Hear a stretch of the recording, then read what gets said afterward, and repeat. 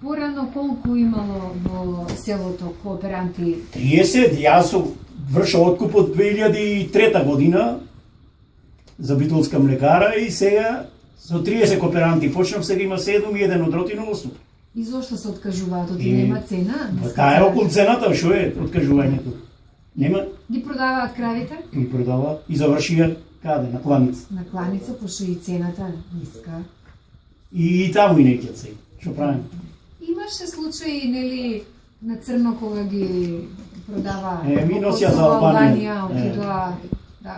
Наоѓаат цели кеси сушни маркици инспекторите, се што отишло на црно. Ама мора, оти тоа, секој за екзистенција се бори, мора да ја дај. Да. Овде кланиците не работа, колку кланици работа во Ќезмир? Една или две. Гости во Рикавадарс. Се случуват пред 4-5 години, редовно чував 1 до 2 бикои за оплодување на кравите и кога дојде на крајот да опродавам 5 години, во Прилеп појдовме. Превоз, транспорт, назад, други превоз за месото, фрижидер, камион.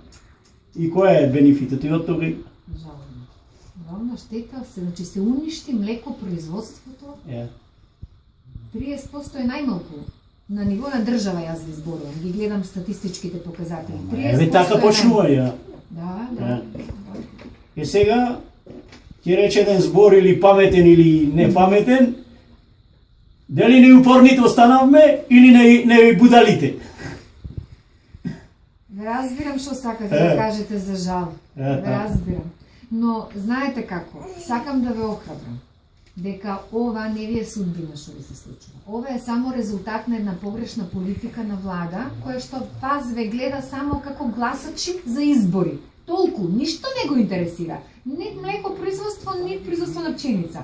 Но нема да биде вака.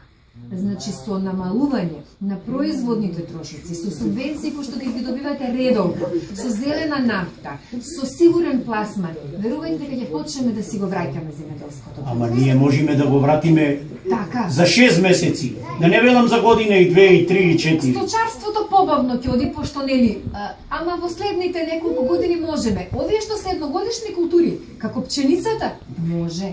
Што не може. Ама која е сакот сега? Сега за пченицата ќе излезиме ние виновни. Производителите. Оваа година е преполовена сегидбата. Апсолутно, јас контактирам со пелагониските села, таму ми е жената. Преполовена есенската сега. Преполовена, апсолутно. Жената ето од бубрегот на Пелагонија, од Чарлија, општина Могила. Штета најплодно. И сега наредната година во сезоната на жетвата ќе немаме доволно. И ќе излезат, ако би останале тие истите, и ќе речат, се ви дадоме, неќите да работате и мораме да увезиме. А тие се подпираат само на увоз. Од 2006 година 20.000 хектари до оваа година имаше помалку насејано. По 3 тона да ставиме од хектар, значи 60.000 тона е веќе зголемен увозот на пченица. А вамо субвенционира по 100-150 евра. Не ви е ова вака нелогично? Каде? Ја знам кај е. Млинарите се богатат 100, да речем, или 200 млинари на ниво на држава, 2-3 илјади или 5 илјади производители. Таа е разликата на цена. Млинарите тоа некој им го дозволува. Зошто за интересот? Сега кој ќе му ја финансира тоа кампањата? Наместо 15-94 житото, сега е 7. Значи, исто разговараме. Тие фактички само ги перат парите, млинарите не ги земаат сите пари? Па не ги Ги земаат. враќаат. Ама кој е бенефитот мој? Ти казав. Се е тоа на ваш грб. Тоа се вика на ваш грб, буквално со ваши пари, со субвенциите. Значи мора да сватат земјоделците дека субвенциите се државна мерка, а не партиска.